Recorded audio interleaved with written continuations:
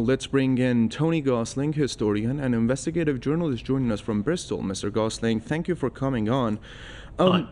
Donald Trump came to power and returned to it on the promise of ending endless wars and prioritizing Americans. But now his envoy is pushing a plan Hamas says prolongs genocide. How do you see the evolution of Trump's foreign policy vis-a-vis Palestinian rights? Well, look, we must talk about this ceasefire proposal because it's extraordinary the way it's being reported here in the UK. I'm not sure about in other parts of the world, but they're saying that the Israelis have accepted the United States proposal for a ceasefire. This doesn't mean anything. This is the two sides in one war agreeing to put proposal to the other side. And yet it's being subtly spun that somehow that this is an acceptable proposal. We have to look at what's in the proposal, and what's in it is no end to the fighting. They're saying it's I think it's a 60-day pause in the fighting.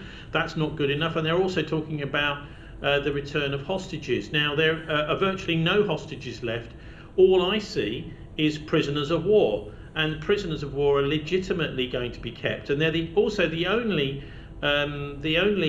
bargaining chip really that Hamas has got. And so what they're doing is they're putting an almost impossible proposal to Hamas. They're basically saying, Hamas, you have to capitulate in this slaughter and accept more slaughter. And the other thing is they're saying they're going to allow in humanitarian aid. Well, isn't that big of them? This is a war crime withholding this aid.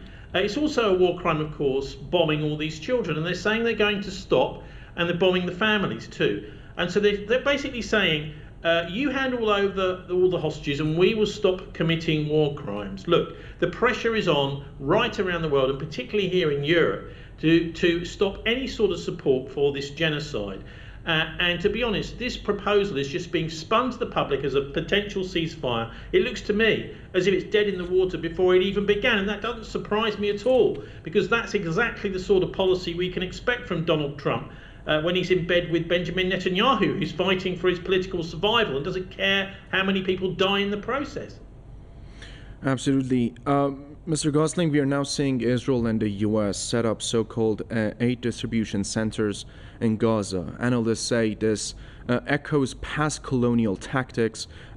You herd starving people, then criminalize, and then you kill them en masse. Can you walk us through historical precedents of this, particularly what happened in Ras al-Mud in 1967? Well, I'm sorry, I can't tell you about what happened in Ras al-Mud in '67 because I don't know about it. But what I do know is that the idea that the protagonists in this battle, and let's not forget how deeply embedded in the genocide the Americans are, funding this 100%, pretty much because Israel is a failed economic state. All the money there is coming from the United States.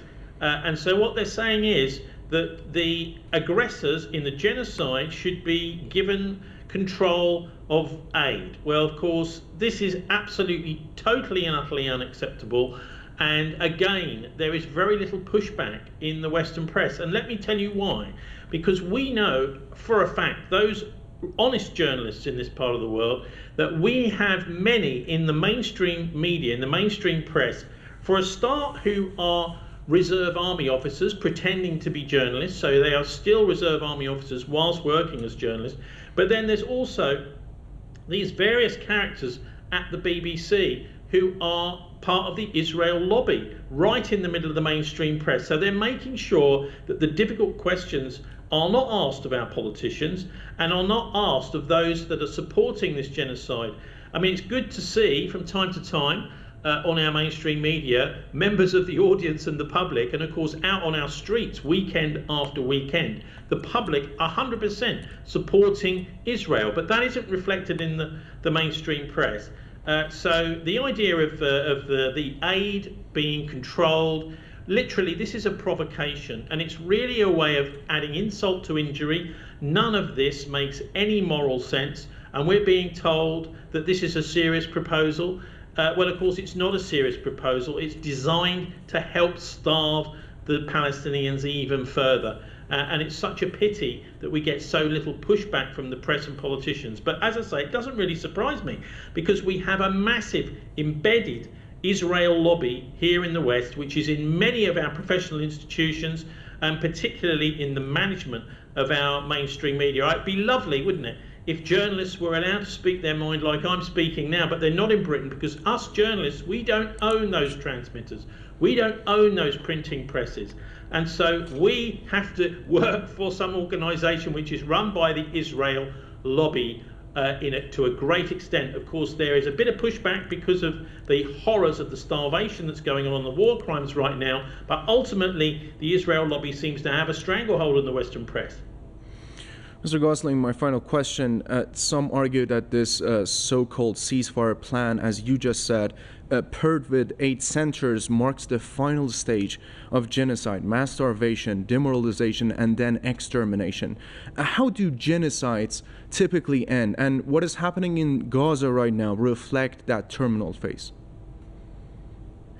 Well, I don't know if it is quite terminal yet. I mean, it's pretty horrifying to see so many people starving, but I think it's quite feasible that an alliance can be put together and should be and is being put together in the past, as happened previously, to airdrop aid into Gaza.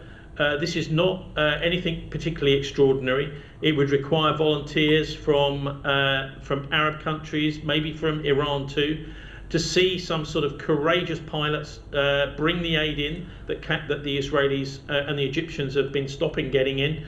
And so that is absolutely feasible. But the trouble is that there seems to be very, very little courage on the side of those that put a lot of words into supporting the Palestinians. What they need to do is translate that into pilots, transport aircraft, and action, and pallets of food and medical supplies and water on parachutes dropping in. This is not beyond the capability, say for example, of China, is it? It's certainly not beyond the possibility of Britain, which has done it in the past. Actually, during this genocide, the British have been doing this. So there you've got a bit of a solution that can help tide the Palestinians over until the world starts to wake up and turn the screws on Israel and cut off the money supply to them, and also to all the aid, which of course is still flowing from places like Britain and the United States to the Israelis, not to the Palestinians, to the Israelis. And so I think I wouldn't be so totally negative. Obviously, the Palestinians are up against this nuclear-armed doomsday cult and this maniacal Netanyahu who thinks he's setting up a chaotic situation in order to bring in the Jewish Messiah, maybe. Some sort of situation. It's obvious chaos is what he's going for. He's not interested in a logical solution or humanitarian anything. And so I think that the world's going to have to act absolutely as soon as possible to stop the starvation that's going on now. It's a real big test for global institutions right now. Absolutely. Tony Gosling, historian and investigative journalist, joining us from Bristol. Thank you.